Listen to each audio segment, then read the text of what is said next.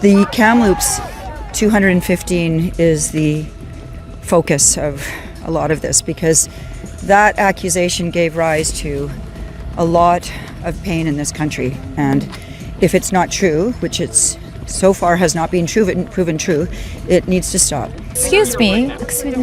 I thought you didn't want to be on That's not what I said, actually. Okay. What's your problem? What's your problem? I'm doing an interview. Free speech. This is it. They want to. They want. Why are you at a protest? People have been saying I'm holding some kind of event. I'm not. I'm just coming here to talk to students, faculty, and members of the public. In the police part of this. You arrest a PhD professor. You feel proud about that, guys?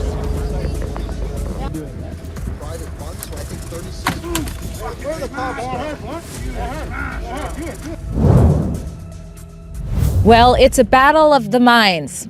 At least it should be, but it isn't, because I'm at the University of Victoria, where what was supposed to take place was an open discussion led by Dr. Francis Whittleson, a co-contributor to the #1 selling book, Grave Error, as well as a documentarian behind the What Remains documentary. Both that book and that documentary are about exposing what many are calling the greatest hoax in Canadian history. That is the claim that Canada is a genocidal nation due to false claims of unmarked graves that swept the country after Kamloops led the torch in 2021. You might recall a documentary from us at Rebel News that also exposed that, called Kamloops, The Buried Truth. Also supposed to be present is 1BC party leader Dallas Brody. Her party's documentary at makingakilling.ca was released the day prior to this gathering, and it also exposes the 215 lies and takes things a step further by uncovering how tax dollars are misused to fuel the reconciliation industry. Dr. Francis Whittleson was supposed to be here today just to talk to some of the students like she herself used to teach in Calgary before free speech and critical thinking became a crime. But we're told that she was arrested, and so we're going to find out more about that. But first, let's hear a little bit about the gathering that took place as that was also happening. People who know me, I'm a TV producer and documentary maker, and I know how to do it. And I haven't watched her movie, her documentary, and I don't plan on watching it, but I got a pretty good idea of what I'm going to hear and see. I encourage you not to watch it. Or if you want to counter it, I encourage you to watch it and maybe counter it online. I'll leave that up to you. And I represent her today and my aunts and uncles and my brothers and sisters that went through this schools, that dealt with everything, the pain, the trauma. It's real. It happened, and nobody can tell me that it did, because I'm still here, and I'll be that voice as we continue forward. This gathering, for those students that are walking by on the outside, they're going to want to know what this is about, and they should know. Some of them are out of country. They still know our history. So share with all your contacts online, and let's stand together. And thank you. And every child does matter. They say I'm trespassing and that this is private property at a publicly funded university. Okay, we heard some of the speeches from the crowd ahead of you here. Yeah. And there was encouragement not to watch the documentary. Okay. They said that they know what it's all about and that you were coming here for just one reason. What do you make of that? What's the one reason they're giving? They didn't explain. Oh, I don't know what reason that would be. We've come here to basically talk about the 215 non-graves that aren't there. And, the truth has to start on these university campuses. These kids are being fed lies constantly about this, and I don't know why they're doing this. What are they so afraid of? The truth is the truth.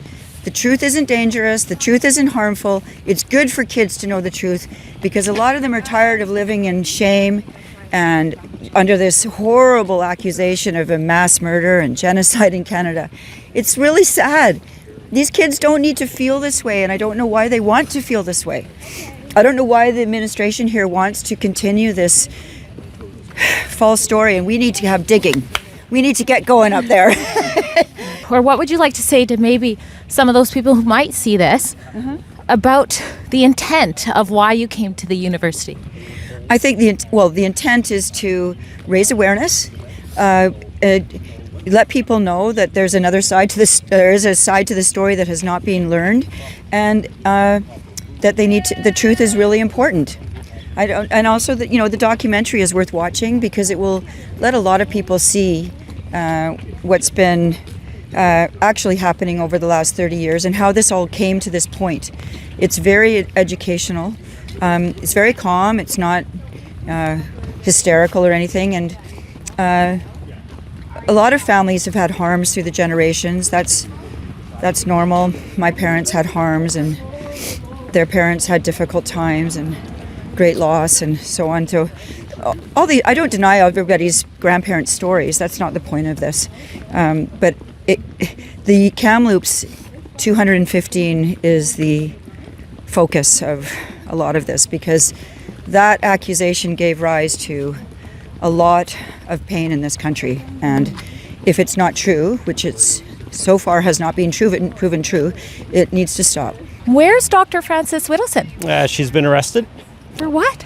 for wanting to speak to students on campus here at UVic. She was very clear in her communications with the police that it was not an event, that she came here to talk with students, and they told her that she needed to leave, and she said she was here to have conversations with people, and they told her that they were going to arrest her, and they arrested her. And that I think that the University of Victoria is in violation of the Charter of Rights and Freedoms and the ability of ordinary citizens to come and have discussions with whomever exists in that public space. And I'm not holding an event of process. People have been saying I'm holding some kind of event. I'm not. I'm just coming here to talk to students, faculty, and members of the public about the false claims that the University of Victoria has been spreading for the last 4.5 years.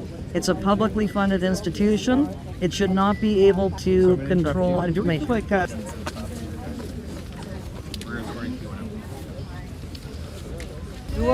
go, Francis! Way to go, Francis. Thank you. Thank you. How can the police be part of this? You arrest a PhD professor? You feel proud about that, guys? What do you make? You're learning that right now. What do you make of Dr. Whittleson being arrested? I think it's shameful. This is supposed to be a university where you have freedom of speech, a marketplace of ideas, and the administration here has actually gotten policemen to come and arrest a woman who just wants to exercise freedom of speech on a university campus. This is outrageous. If I were premier for the day, the funding to this university would be cut in an instant. Goodbye. You are done. No more money until you allow people to speak freely on this campus. The police could easily control this crowd. Come on. So anyway, they want us to keep walking. Yeah, we don't want you getting arrested too. But I don't think it's a good look for politicians or MLAs or representatives to get elected, even though other ones like to do that. I'm just this administration needs to be called out for this behavior. They're the ones who put the police in this position and wrote a letter. I guess they must be really afraid of something. Afraid they were. At least that's what was implied in the email sent to Frances ahead of her plans to come there and chat with willing students by the head of campus security, Jessica McLean.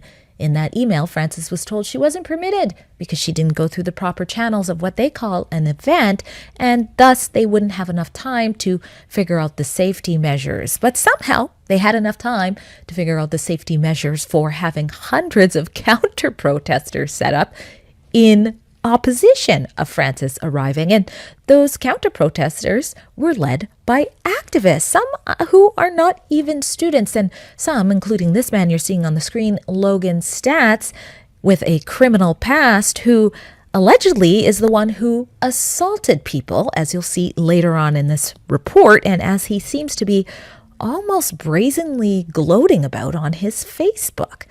But for now, let me jump to my interview once I caught up with Dr. Whittleson before we go back to the mayhem at University of Victoria. Find out what happened to Dr. Whittleson. We're actually at the legislature, so we're pausing our coverage. We'll go back to that after.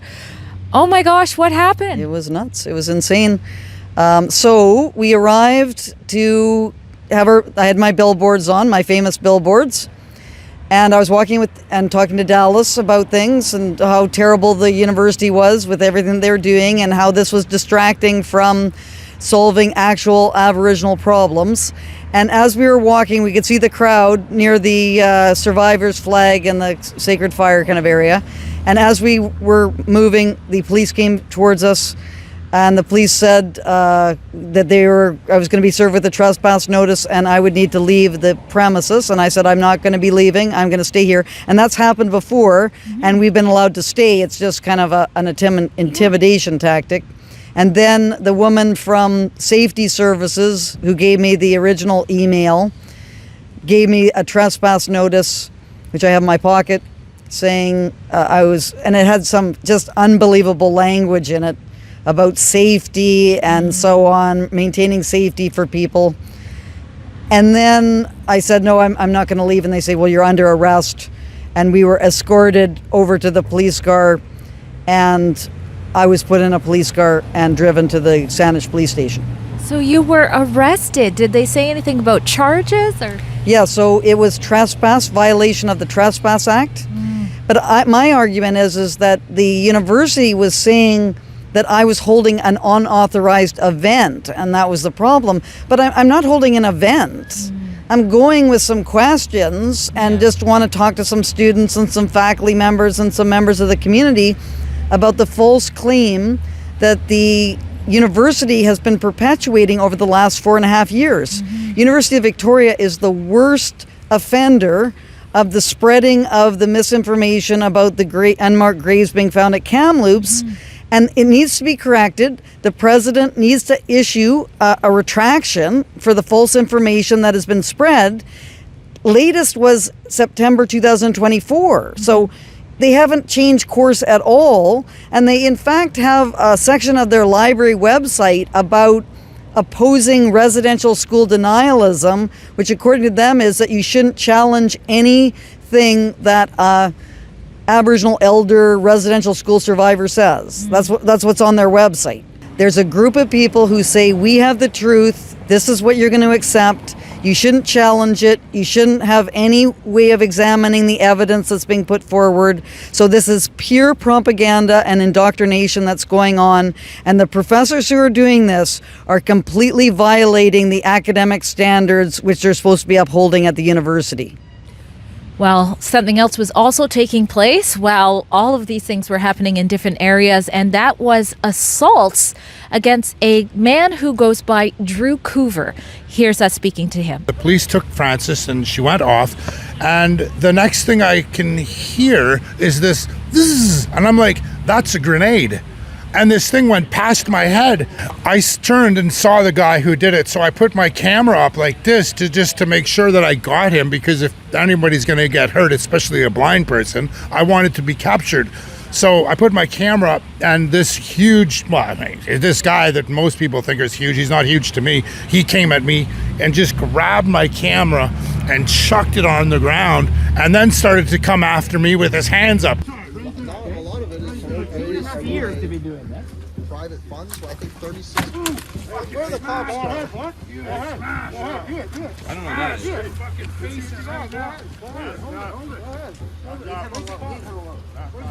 Where's the cops now? Where's the cops? The police came. As soon as I saw the police, I just let him go and backed off. The police took him with campus security. Now, this is the craziest thing. The police, 2 policemen and a campus security said, please don't do that again. And I said, you just threw a smoke bomb at a blind person. Are you not going to even arrest the guy? And they just looked and they just shook their head and walked away. So I'm like, okay, this is silly. I'm just gonna leave now, because I actually don't want to be a part of any of this. I don't know what I'm doing here. So I turned around and walked, and within like 5 seconds, you can hear another one. The guy threw a second bomb right at Tim, like right at his, like And I just grabbed Tim and pulled him out. I actually pulled Tim out and said, Tim, we're leaving. We can't do this anymore. All the residential school survivors are lying. I'm saying that there is no evidence that there was 215 children murdered in Kamloops, and anybody that says there is lying. It doesn't matter what color you are, it doesn't matter who your ancestors are. We have a society that has to be based on truth. That we require evidence for claims. Let it go. That's mine.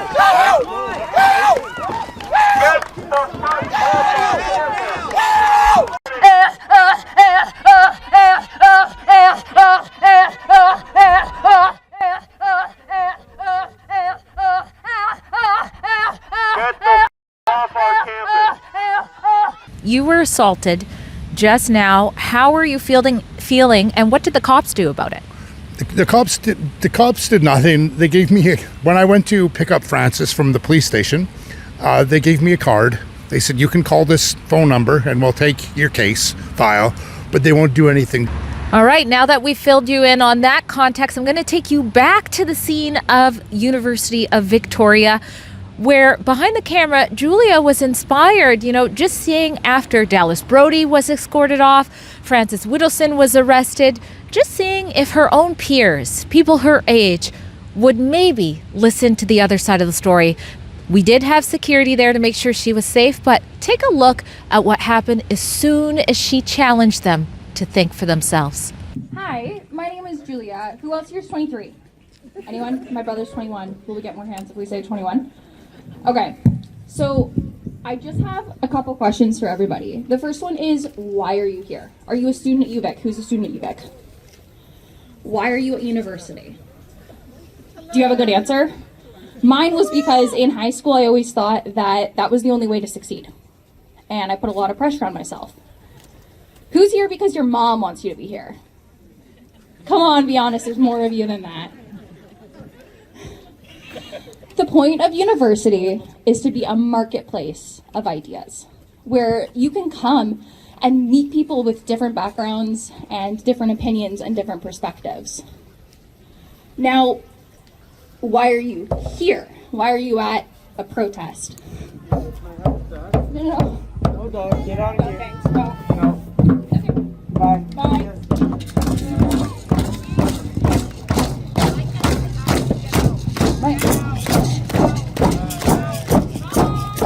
What were you going to say? I was going to ask them if they'd seen the documentary like I have, because it would challenge their beliefs and at least make them think. The point of coming to university is to be open and have your mind open to new ideas and new perspectives. If you are told one thing in class and you never go to think, to research beyond what your professors say, beyond what your peers say, you're never actually going to have the opportunity to fully learn and fully enrich your mind. It's maybe a marketplace of ideas, but some ideas are shoddy goods in the marketplace. But have you seen the documentary, sir? Not Raven. But does that mean that they shouldn't, even if they don't like the idea, should they not research? Should they not entertain the idea that they could be wrong? I find most people are so afraid of being wrong that they're not even willing to accept that there could be other opinions. It looked like you guys were having a discussion, so I was just going to be listening. Okay, well, this is a fun spot here. I'm not talking, actually. Yeah, I'm not. I just don't want to be on. Yeah. Oh, are you racist? Are you racist? No, I don't want to be on the news right now. Okay. He's busy with Fairy Creek stuff. What were you guys discussing before? Oh, I've been talking lots about very interesting conversation with this fellow here about news sources. Actually, that came up, and he's saying, well, what are my sources? I say I like to read, I read the studies, and I read critiques and peer review and that kind of stuff. And then he's saying, well, maybe your sources are bad. And I go, well, okay, now how is it that all these people have been led to believe that there are 215 unmarked graves in Kamloops? So that we have a problem with sources here, don't we? Yeah, here we are. We should be able to calmly, civilly discuss stuff. Excuse me. I thought you didn't want to be on That's camera. not what I said, actually. Okay, what's your problem? What's your problem? I'm doing an interview. Do you believe in freedom? It's not a good You're look not for a you. journalist. What's the definition of a journalist? I care so much what you think is a good look for me. What's the definition of a journalist? I'm not speaking with you. Okay, why are you blocking our camera then? Do you Because like no one wants attention? you here. Because no one wants you here. I'm in the middle of an interview. Thank you. So where's your press pass? I'm here doing an interview. Where's your press pass? Does she am. need one to be here? Nobody's asked me Well, you're not a officially to journalist. leave. You don't know what the definition of a journalist is. Do you believe in freedom of speech? How about bodily autonomy? Do you believe my body, my choice? Okay, well then, that's interesting. Here we go. Obstructing free speech. This is it. They want to prevent speech. Is what's going on here. Okay. It's the typical, it's very fascist-like, and it's funny to shut down just a simple, you were just talking about. It is. You guys are like allergic to, I don't They know, want to discussion. Allergic to your hatred Of what? your bullshit. The only one being hateful is transphobia, you. your racism. You called me a B word. I don't even swear. You have a right to your beliefs, but yet you will not extend them to others. Don't touch her. Don't touch her. We're not touching her. I wasn't even looking at you. I can see you're not touching her. Is that your security guy? Yes. It's just sad. Like, I don't understand. When I went to university, this would never happen. People would have enjoyed talking. Excuse me, the real left fiercely upheld and defended free speech. Let's get that right. That's actually our security. That's our security if you go too Oh, close. that's nice. I don't care. Well, then don't go too close. It's typical. It's the echo chamber at the university. And the crazy part is how bad they make themselves look. I mean, if you have an issue with Rebel News, why be the center of attention in one of our reports? Like, why stop an interview? Why seek that type of attention? Why is that? Counter protester, will you please step away because I don't know you. No, I'm just We don't know. here to be involved in this. I think we can take a step back and let them just be angry with themselves. You're not angry. She's angry, though. I'm not angry. You can see that, surely. Trying to just, we're giving them what they want in this, and I I'm think aware. I wanted to do an interview, and she interrupted the interview. So don't speak on my behalf. Ask why she's doing No it. one's speaking to you. We don't want this. I'm aware. We don't want this. Okay, That's false. that's on you. You choose that. I agree. Could you leave us alone? And please encourage all the counter protesters to move this way if we can give this some space. Okay. Hey, let's talk, people. Tony In a way- Douglas, greatest Canadian politician. In a way, you're the only counter protester. That's the way I see it. There was a protest, and the protest was not allowed to happen. It was only this that was allowed to happen. So, what do you make of this being a university, but I guess It's tragic. You know, universities should be places where all ideas can be weighed objectively and rationally and civilly and judged on their merits, you know, and rather than preventing speech, that's a serious situation. So you're not, whenever you suppress or prevent speech, then it's gonna rise up and create a monster, you know, if you're preventing. And then too, we've seen all too often censorship of science. That's they think that they can do this with scientists. They can censor, fire, deplatform.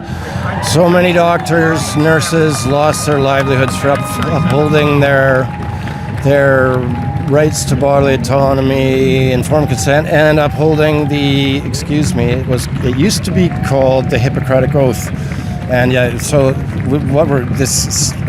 it's the government now wants to criminalize true speech. What do you think about the criminalization of true speech? Thank you so much for your time. All right, now they got the smoke abuse out, blowing smoke in our face now. It's very sad. Honestly, this makes me very sad, but I'm very glad that last time when we went to the Kamloops to cover the same type of event, which was allowed to happen, by the way, there was lots of discussion that took place. I guess the students there are less scared of discussions and opinions there. But after those, conversations took place, we were tapped on the shoulder to say, thank you for showing up. And no matter what side they were on, they were actually happy that they had those discussions. That's not what's taking place here. Sorry, they're blowing smoke directly in our security's face. It's really disgusting and shameful, but hopefully we're seeing things change. And on that note, with what you just saw here, you should know that sadly to come to universities, it's not that safe anymore. I'm going to throw to a shot of what took place when Dr. Frances Whittleson went to Winnipeg right now and have a look here. You don't know what you're talking about. Go home, you hick. Go home, you fucking hick.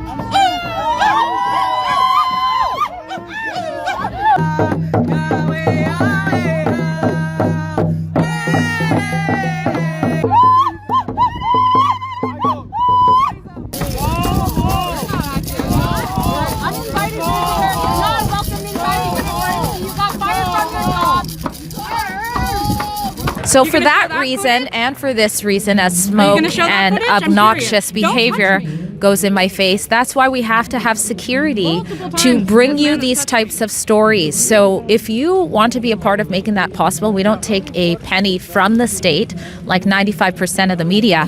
So please consider going to journalistdefensefund.com so that clowns like this, I shouldn't even say clown, God forgive me, so that we can be safe while we tell the truth against whatever you want to call this. That's journalistdefensefund.com. We're just going to create some space. They don't have to be doing that either. Don't touch me. Okay. Yeah.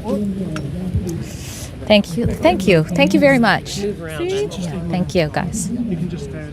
So you can see here the only sign of violence or anything like that is, of course, not from Dr. Whittleson. It's not from the One BC party. It's from the students themselves, assuming she's a student. And we have our security. We also have some officers helping out. That's good to see. Just go back here. We're not here to cause a scene. I think we've got our interviews. It's not about antagonizing. It's just about covering the truth. At Rebel News, we don't back down from bringing you the truth in the other side of the story, including letting you know from the very beginning that claim that there had been 215 children's remains did not add up. If you appreciate our work on this file and want us to continue telling the truth, please donate what you can at kamloopsdocumentary.com.